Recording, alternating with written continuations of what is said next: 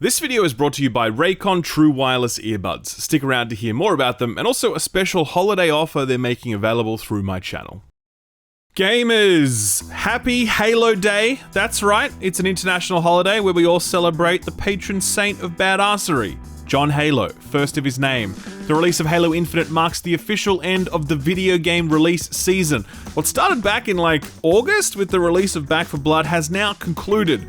All of the games are out, and now I can sleep for 2 months maybe, and then not sleep at all during the month of February. That's gonna be wild. Even though the game releases are slowing, the news cycle is not. So let's get to it, shall we? We'll start off with some Bioware news today, since that's a bit of a hot topic at the moment. Last week, Dragon Age lost its creative director. Never a good sign when a flagship title loses its skipper before it makes landfall. The announcement came from Bioware, and it was a little sudden, indicating that this wasn't exactly a planned exit. That sent more than a few tongues wagging as people worried aloud that Dragon Age might be in trouble. Bioware used a Dragon Age Day blog post to set minds at ease, saying, quote, "Speaking of building new worlds and stories for you to explore, we want to let you all know that we're still hard at work on building the next single-player focused experience for Dragon Age. We're excited for next year when we can talk more about what we're working on." End quote. The clarification that Dragon Age is a single-player game might seem redundant, but perhaps you forgot that for a time, the next Dragon Age was planned to be a live service game. That was before Anthem spectacularly combusted, forcing EA and Bioware to be let's maybe rethink that one. I'm glad because no one, absolutely no one, wanted a live service Dragon Age, and I'm glad to know that EA and Bioware pivoted back to the single-player format because I like Dragon Age a lot, and the thought of live service Dragon Age made me very sad. By the way, one little tidbit I didn't have time for last week was that we're probably getting a Mass Effect TV show.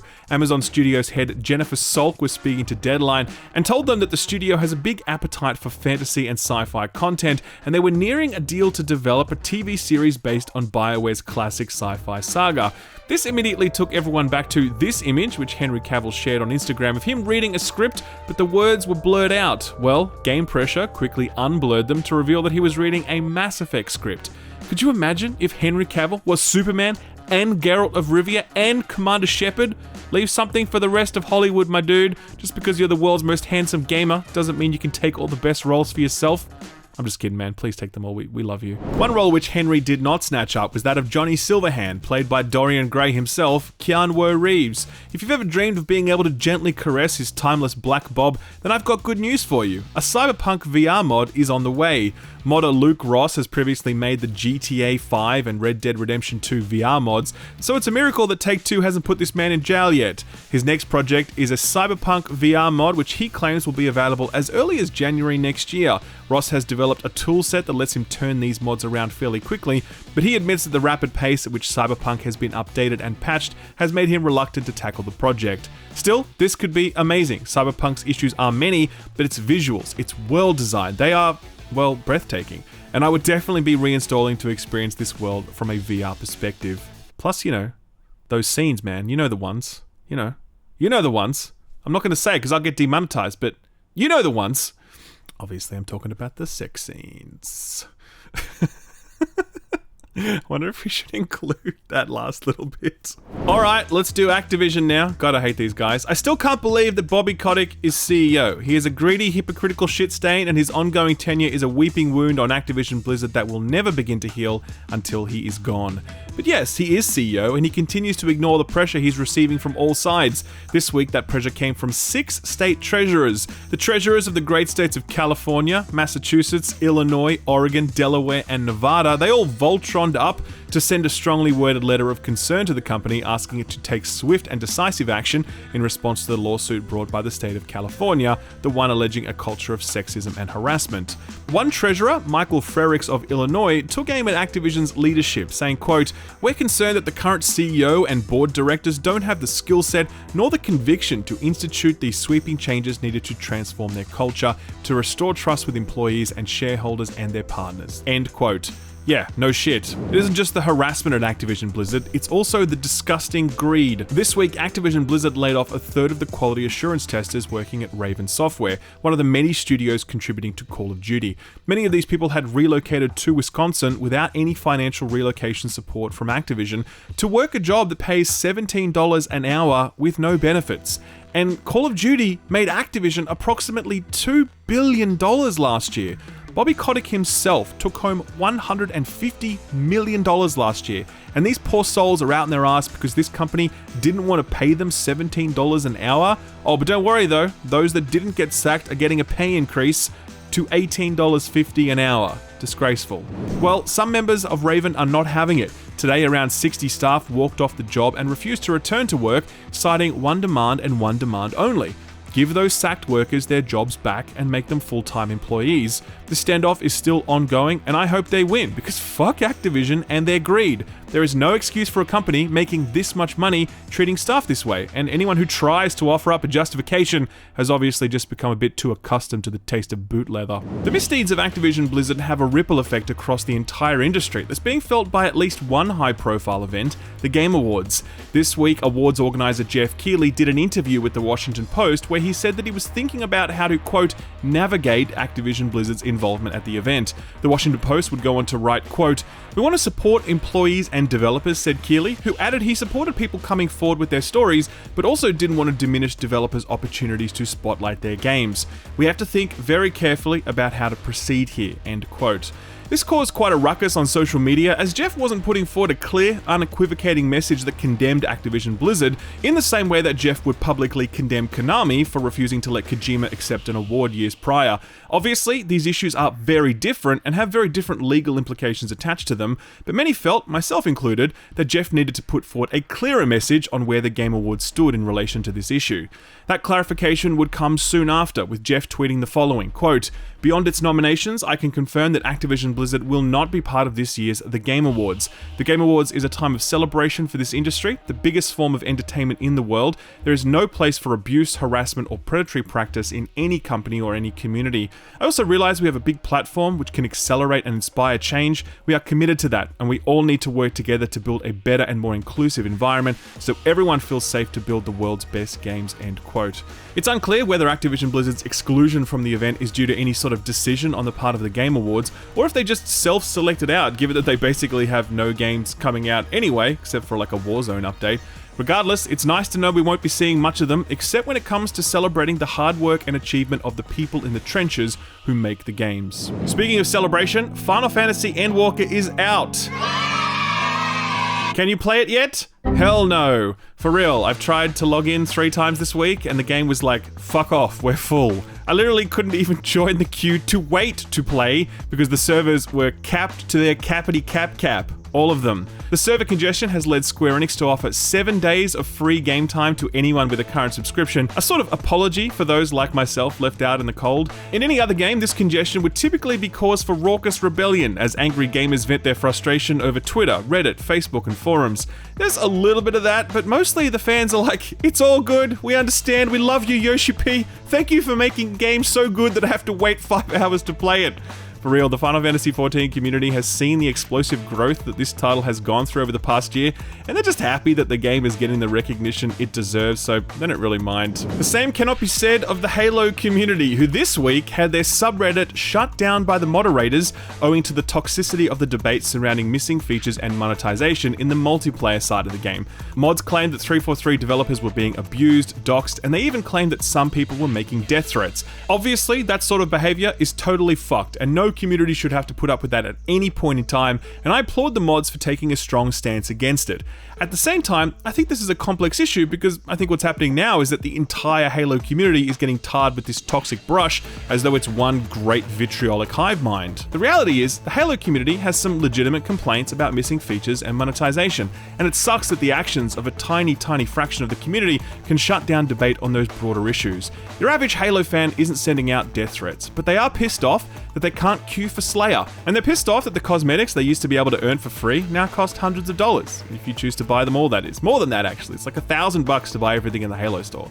Those are fair grievances, and they deserve to be discussed. Hopefully the mods can get the more toxic elements out of the community so that conversation can continue. Battlefield 2042 is a game that finds itself in a similar position to Halo, though Battlefield's problems are far more profound since they relate to the core gameplay rather than just things like game modes or monetization. Things certainly didn't get any better for Battlefield this week when a patch was pushed out that stopped people from being able to look left and right when using a mouse. Now, I don't know about you guys, but I find being able to look left and right when playing first-person shooter kind of helpful. Luckily, the issue could be fixed so long as you're willing to reset all of your custom settings first, but would have been nice if that one was caught before that patch shipped. One other thing slipped through the net this week: Battlefield's holiday-themed skins. Behold, the perfect Santa for 2021, Boris. He looks just as happy to be here as Battlefield fans are to play 2042. The skin was met with near universal ridicule as Battlefield fans felt it was yet another sign of how little EA DICE value the feeling of immersion that has long underpinned the Battlefield franchise, but is all but absent here in 2042. Seeing the backlash, EA DICE put out a set of tweets that were like, "Oh, we had no plans to use that, we swear." So these skins won't be released after all. Sorry everyone, no murdering Santa this year. With the game now out for just over 2 weeks, attention has turned to player retention numbers, and they're not good. The game has lost over 70% of its initial player base, and that decline isn't slowing. You certainly expect some drop off, but I mean, in an ideal world, that number goes up, right? Like, positive word of mouth spreads and people pick up the game that otherwise wouldn't have. That's certainly not the case here, and it's hard to believe it will be anytime soon. I think it's important to remember that EA's executives are ultimately responsible for the current state of Battlefield 2042. They are the ones that forced this out the door when the entire internet was telling them to delay it, and you can only imagine that DICE would have been more than happy to have had another 12 months to finish and polish this thing the same way that 343 did for Halo Infinite. Regardless, EA are instituting sweeping changes at DICE as they try to dig themselves out of the hole they've created. First and foremost, DICE GM Oscar Gabrielson is out of the job, and the Battlefield franchise is now being overseen by Vince Zampella, the guy who made Call of Duty, and then Titanfall, and then Apex Legends. This guy is literally the most successful first-person developer of all time, and now he's in charge of the Battlefield franchise. No matter which way you slice it, that's probably a good thing. This announcement is accompanied by the news that the Battlefield universe is about to get a whole lot bigger. Similar to the way Call of Duty has Warzone and mobile, we can probably expect Battlefield to splinter off into distinct offerings under the Battlefield umbrella. The only project we know about right now is a mobile game, but we can certainly expect more in the very distant future. Last piece of big news for the week is kind of huge actually. For a few years now, Xbox Game Pass has rode roughshod over PlayStation as its PS Now service didn't hold a candle to Game Pass, and the PS Classic collection remained very stagnant. Well, it seems Jim Ryan has had jack of it because it appears as though Sony are looking to roll out their own version of Game Pass as early as April of next year. The report comes from Jason Schreier of Bloomberg, who scored the exclusive scoop. He describes a secret project codenamed Spartacus, which will, quote, allow PlayStation owners to pay a monthly fee for access to a catalogue of modern and classic games, end quote. This new service will likely merge both PS Plus and PS Now into a single offering and will likely have 3 tiers. Quote, the first would include existing PlayStation Plus benefits, the second would offer a large catalogue of PlayStation 4 and eventually PlayStation 5 games, the third tier would add extended demos, game streaming, and a library of classic PS1, PS2, PS3, and PSP games, end quote. I don't know about you, but I think that sounds pretty cool. Obviously, the devil will be in the details, particularly when it comes to pricing and content, but anything intended to compete with Game Pass has got to be a good thing, given that PlayStation fans are seriously missing out right now. This is a juicy story, so I'll keep you guys posted on this one as soon as we find out more. A few small things to wrap up. Fortnite Chapter 3 launched this week. I know we all like to meme Fortnite, but goddamn if Epic don't know how to keep that game looking fresh and exciting. I'm watching this trailer, trying to resist the urge to download Fortnite, for real. Speaking of which, Epic Games has acquired music games maker Harmonix, the team behind Rock Band. They will not work on a new Rock Band game, they will instead make Fortnite content. I take it back, Fortnite sucks, there's no way I'm installing that. Titanfall 1 is being delisted from sale and from streaming platforms. Respawn have essentially given up on trying to fix the server issues and hacking, and fans worry that servers will be taken offline one of these days. That would be sad. And finally, the Democrats are trying to pass a bill that would make scalping using automated bots illegal. At long last, Congress are getting off their ass and doing something useful. All they need now is about 15 years worth of subcommittee hearings to figure out what a scalping bot actually is. They'd be like, is it like a drone? No, Senator, you can't bomb retailers with it. So, what got announced or delayed this week? Well, first up, isometric shooter Clid the Snail got a PC release date. This is a semi-indie title that was released earlier for the PS4. It met with fairly middling reviews, currently sitting at around 62 on OpenCritic. PC players will be able to make up their own minds when it arrives on all PC platforms on December 16th. Here's something surprising. Remember Titan Quest, the classic ARPG that released back in 2006? Well, it's getting a DLC expansion. The expansion's already available, actually, and it's, an expansion to a 15-year-old game. It's actually not the first time either. There have been 3 other expansions for this game. The first was released back in 2007, soon after the game's initial release, but the second and third came 11 and 13 years later, respectively. Rumor has it that a proper Titan Quest sequel is in development, so these expansions might just be a clever way to keep the franchise warm in the meantime. Another weird, long ago released game still getting updates is Kingdoms of Amalur: Re-Reckoning. When this title was remastered, the developers said that they were also working on an expansion for the game, and everyone was like, okay, that's weird, but sure. Well, that work is now done, and the Fate-Sworn expansion will be available for all platforms on December 14th. The Nintendo 64 Paper Mario is coming to the Switch, but guess what? You gotta pay for that Nintendo Switch Online upgrade to get it. If you're okay with doing that, you'll be able to get your hands on the 2D Classic on December 10th. Finally, the best announcement of this week is for Carl. That's right, brothers. Rock and stone to the bone. None of that means anything to you. It means you're on PlayStation, and you haven't yet had the distinct privilege of playing one of the best and most loved co-op experiences on the market today, Deep Rock Galactic. Well, congratulations, PlayStation owners. Management now believes you are ready, and in January of next year, you'll be cleared to access it through both the PlayStation 4 and PlayStation 5. Keep this up, and you might be eligible for a promotion. That's my Deep Rock announcer impression. Did you like that? It's not very good, is it? Anyway, for real, Deep Rock is amazing, and if you haven't played it yet, you're in for a treat, especially given the fact that the developers just rolled out a massive free update.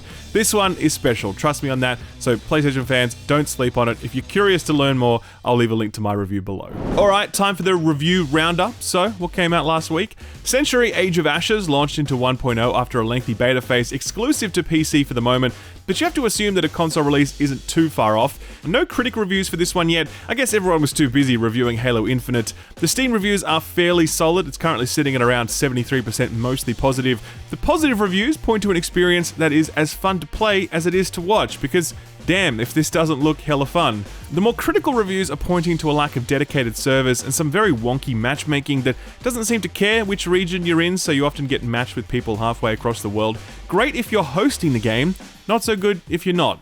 Still, a solid start for this free-to-play title. Hopefully they can tighten the screws and keep this thing in flight. Solar Ash. Now this one is a huge relief. Last week I said I was a little worried about it, owing to the fact that there was all these delays and the lack of hands-on previews prior to launch. Turns out, I was being paranoid. The game has reviewed very well indeed, currently sitting at 79 on OpenCritic. Eurogamer recommended it, saying, quote, "This glorious game about movement and adventure also feels like a rumination on something deeper and more personal," end quote. While IGN scored it a 7, saying, quote, "Solar Ash may not get everything right, but its kinetic platforming and incredibly stylish presentation make its world a lot of fun to explore," end quote. Last release worth talking about is the Arcade Space Flyer RPG Hybrid Chorus, which released on most platforms last week. This one did okay for itself, currently sitting at around 73 on OpenCritic, though Steam reviews are a lot stronger, with the game sitting at 85% very positive. IGN scored this one an 8, saying, quote, "Chorus gives you fun and flashy superpowers that make its space dogfights stand out, along with its strong main characters and beautiful scenery," end quote. While Press Start Australia were a lot more critical, scoring the game as 6 and saying, quote, "Despite being set in a gorgeous pocket of space and offering up some interesting ideas, it sadly misses the mark in just about every way," end quote. Still, this is the first major game from developer Fish Labs, who before that were doing ports and mobile games, so I think it's a big win for them. I'm looking forward to seeing what they work on next. So, what's coming out this week? Halo. That's it. That's what's coming out. That's the week, because no game would be dumb enough to launch in the same week as a game we've all waited 6 years for. A game available on Game Pass, no less, meaning that if you've got a spare tenner laying around, you're going to be able to make landfall on Zeta Halo. That's a pretty cheap ticket to ride. As for the game itself, I have played it, I have finished it, and I have reviewed it. I was, I think, a lot more critical than a lot of other outlets. Most places are scoring this solid 8.5, 9, some 10 out of 10, which is totally fine, I get it. For me, personally, I like it, I had fun with it, I recommend it, but I think Halo Infinite lacks the characters, missions, and moments that will sear themselves into your memory the way that the OG trilogy was able to, or even the best parts of ODST and Reach. While 343 have well and truly found a gameplay formula that modernizes Halo in all the right ways, I think their campaigns still continue to live under the shadow cast by Bungie's magnificent works. But like I said, it's fun, it's on Game Pass, you should play it. you will have a good time. Actually, there was one other release this week which I wanted to point out. Loop Hero, one of the most celebrated indie titles of the year, arrives on Nintendo Switch on the 9th. This is a clever inversion of the roguelike formula that won many a heart when it released, and it's likely to end up on more than a few Game of the Year lists. Its structure and aesthetic make it perfect for the Switch, so grab it if you're keen to check out what all the fuss was about. Put this on your radar.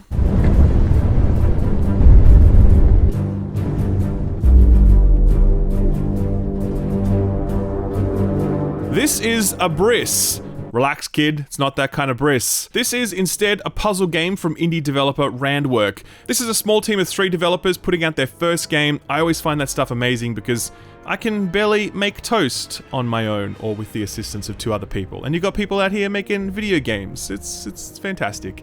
This one is looking pretty rad. It's a destruction-based puzzle game where you have to build structures so they can then topple over and demolish other structures. Later on, you'll be able to access more sophisticated means of destruction like giant pistons that hurl rubble at buildings or giant magnets that will pull down entire walls, so long as they're made of metal, of course. The destruction physics are what get me here. There's something hypnotic about the way all this shit gets smashed to bits, like Lego blocks slowly disintegrating in low gravity. Love it. Abriss is coming exclusively to PC for now. It's slated for release Q1 next year. There is a demo up right now if you'd like to check it out for yourself. I'll leave a link to the Steam page below. Sort of free stuff time. It's the first week of a new month, which means that all of the big sort of free stuff is kind of ready to collect. You can log on to Xbox Live, the PSN, the Epic Games Store, and Twitch Prime, and get like 20 sort of free games right now, including stuff like Dead by Daylight on the Epic Games Store, Need for Speed Hot Pursuit Remastered and Frostpunk on Twitch Prime, and Mortal Shell on the PSN. You know what you can also get, and you knew I'd bring this one up, you can get Godfall for both the PS4 and the PS5. That was leaked earlier, but now it's been confirmed, along with some new details about what this PS Plus version actually is. If you thought you'd be getting the entire unabridged Godfall experience, then you would be mistaken. Turns out you're getting the Godfall Challenger Edition, which, and I'm not making this up, skips you straight to max level for a single God frame, and only grants access to Godfall's 3 endgame modes. You cannot experience any of the campaign, story, or leveling experience in this edition. That sounds bad, but having played through this content, I can tell you Godfall is doing you a favor. Not even Godfall wants you to play Godfall, and I think they were spot on with that call. Funnily enough, the Epic Games Store is also giving away this same Challenger Edition this week, commencing on December 10th to be precise. This is alongside Prison Architect, available the same day. We've got another bumper offering from Ubisoft this month. This week you can get a copy of Anno 1404 for PC, totally free. All you need is a Ubisoft account and it's yours. Finally, Game Pass is capping off a truly incredible year with a truly incredible month. The headline offering is, of course, Halo Infinite's entire campaign, available day 1. That's crazy in and of itself. But there's more. Among Us. Okay, that's not particularly impressive at this point. So how about Final Fantasy 13 2?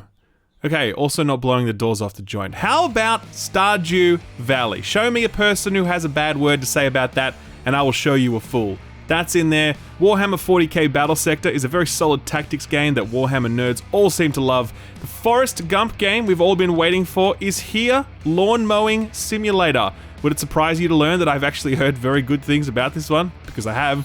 Finally, and this one makes me really happy, Aliens Fireteam Elite will arrive on Game Pass this month. This one got kind of beat up in its review cycle, but the fan vindication came in strong. It's sitting at 82% very positive on Steam because it's a good, simple, fun shooter. There isn't a lot to it because it doesn't need to be. It's just a good time with your mates, shooting lots of aliens, and Game Pass is the perfect platform for it since I know co-op games like this are often a bit of a tough sell. Do wrangle some people in and try this one out, especially if you're a fan of Alien or Aliens or whatever. Trust me, you'll enjoy yourself. Guys, our feel-good story for the week is usually a story, but this week it's a game trailer. Because if this game trailer doesn't make you feel good, then nothing will. Ladies and gentlemen, I present to you Retired Men's Nude Beach Volleyball. Roll it, Austin. You gotta play with your heart. Give it all that you got. Take a shot, serve it up on the ball with everything you got. Stand in the sand. You're a retired man. Yeah, this is life. Here you are, back and forth. This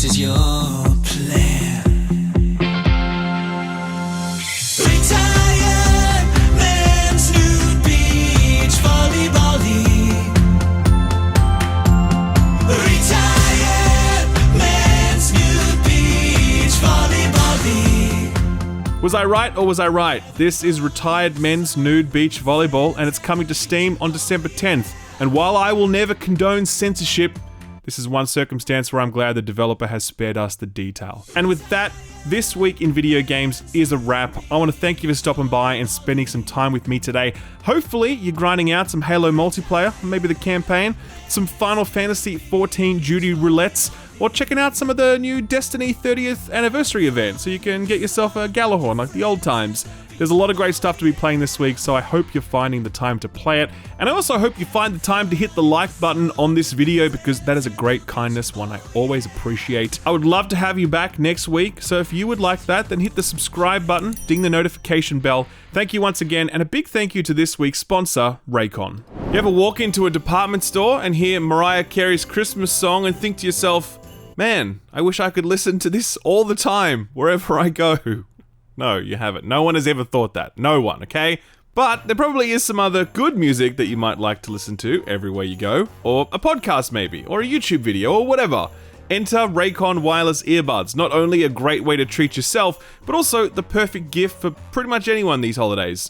Raycon wireless earbuds let you experience wireless audio wherever you go without having to fork out the price tag you typically pay for that experience. Raycons are literally half the price of other earbuds you've heard about, but the quality is just as good or better and the battery life goes the distance as well. Right now, I'm trying to get back to the gym after 4 months of being trapped inside reviewing video games because they all get released at the end of the year. The gym is not pleasant, but it's a hell of a lot more pleasant when I can listen to music or podcasts or YouTube videos through my Raycons. Raycon's newest model, the Everyday Earbuds, are their best ones yet, with 32 hours of battery life, 8 hours of playtime, a built-in microphone for phone calls, seamless Bluetooth pairing, more bass, 5 different color options, and a range of custom gel tips for both comfort and to ensure a nice noise isolating fit. Best of all, Raycons come with free shipping and a 45-day return policy, making gifting easier than ever. This is a great month to grab Raycons because they are running a holiday special, 15% off their usual price when you use offer code HOLIDAY at checkout. Getting quick to make sure yours reach you in time for the holidays. Visit buyraycon.com/skillup and don't forget to use offer code HOLIDAY for that 15% off. Thanks Raycon for sponsoring the video and thank you for watching it. Thanks for watching my video. If you liked it, give it a thumbs up. If you didn't, give it a thumbs down so I know to do better for next time. If you enjoyed yourself, consider subscribing, and if you really enjoyed yourself, maybe consider hitting that notification bell so you never miss a video. You can see my patrons here on the left. They're awesome. They're amazing. If you want to join them, check out my Patreon page. Thank you again. I'll see you next time. Bye-bye.